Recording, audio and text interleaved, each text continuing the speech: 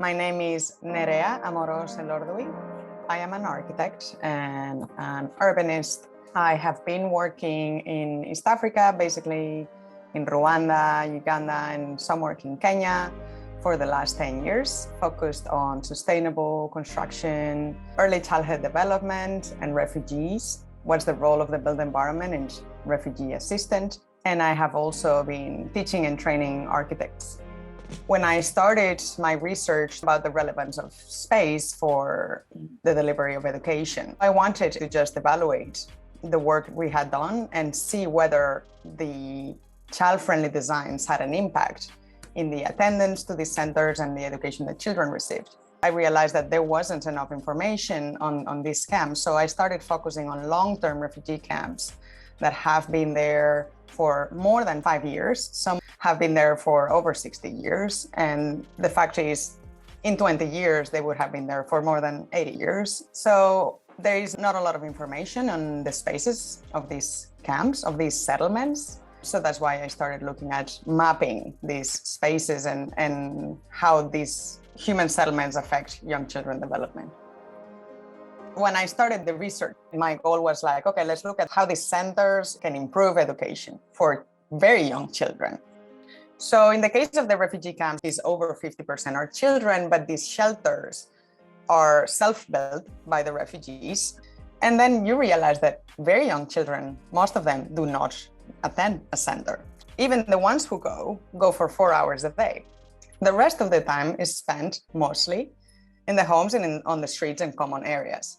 So then my question was like, how are these areas affecting the development and the learning? Because those are the ones that have the biggest impact. And also the ones that there is less attention in terms of design. So one project we did coming from the research was we paved 200 shelters in one of the camps in Rwanda with improved earth floor technique. We trained also people that was interested on learning the technique, so then they continued doing this. Another project we did is in another refugee camp where the community had identified places where the kids already played. We went and did these murals with a Rwandan technique, traditional technique using natural materials to make these spaces more child-friendly. So then all the community recognized, okay, this is the place where children play. So it reinforced that idea.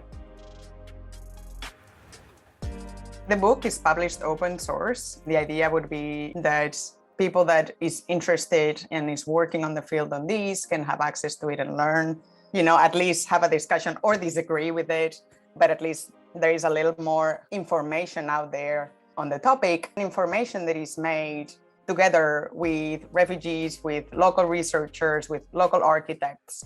All of my teams were local, and I think, the idea is to open up and allow people that have all the knowledge to actually express their ideas. I think thanks to design tools and creativity, for example, the activity of making the murals allowed conversations between refugee moms, refugee children, NGO managers, camp managers, local architects, local artisans, foreign architects, foreign designers, into, thinking about how can we make this space better for the children that live here. So I think creativity is really, in a way, a very universal language. Before that 3D model, I did a 2D map that had never existed. Only one person was able to say, oh, this is the health center, this is the playing area. And it was the manager of the camp, nobody else. We did the 3D model and you could have a conversation. The 4-year-old kids were able to say this is the playground, my house is around here. So because we were able to, try different ways, like critical thinking or critical creating, right? Different tools using design, we were able for the first time to have a conversation where the UNHCR camp manager was able to listen to what a 4-year-old had to say about his living area.